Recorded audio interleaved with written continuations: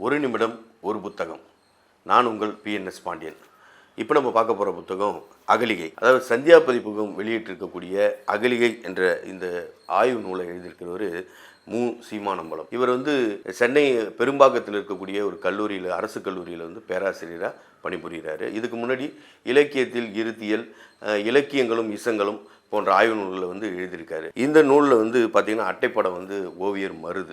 அகலிகை அப்படிங்கிறது கதைகள், கவிதைகள், நாடகங்கள் அப்படின்னு சொல்லிட்டு 3 பிரிவாக பிரித்து இந்த நூலை கொண்டு வந்திருக்காரு. ஏறத்தாழ ஒரு நூற்றாண்டு கால அளவில் தமிழ் இலக்கியத்தில் அகலிகை பேசப்பட்டு வர்றாங்க. அதாவது ராமாயணத்தினுடைய துன்ம கதையாக எழுதப்பட்ட இந்த அகலிகை கதையை புதுமைப்பித்தன்லேருந்து ராஜாஜி, பேரறிஞர் அண்ணா, TK சீனிவாசன், இன்னும் நிறைய பேர், அரு ராமநாதன், நிறைய பேர் கதைகளாக எழுதியிருக்காங்க. அதே மாதிரி இந்திய அளவில் ரவீந்திரநாத் தாகூர்லேருந்து, ஐயப்ப பணிக்கர்லேருந்து, தமிழ்நாட்டில் நா பிச்சமூர்த்திலேருந்து, சமகால கவிஞர்களான கல்யாணராமன், வசுமித்ர போன்றவர்கள் கவிதை எழுதியிருக்காங்க. இதே மாதிரி அகலிகை நாடகங்களை கூப்பாரா, வாரா, பிரபஞ்சன் ஆகியோர் எழுதியிருக்காங்க. அந்த அளவில் அகலிகை நூற்றாண்டு காலமாக ஒரு பேசப்பட்டு வர கதாபாத்திரமாக மாறியிருக்காங்க. அகலிகை யார் யாரோட பார்வையில் எப்படியெல்லாம் எழுதப்பட்டிருக்காங்க அப்படின்னு சொல்லி இவர் ஒரு சிறந்த ஒரு ஆய்வு நூலை கொடுத்துருக்காரு.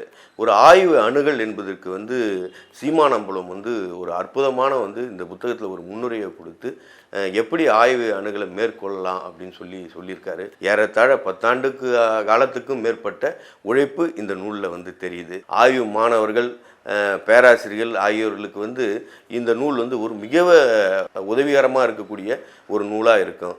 சிறந்த ஆய்வு நூல் இது.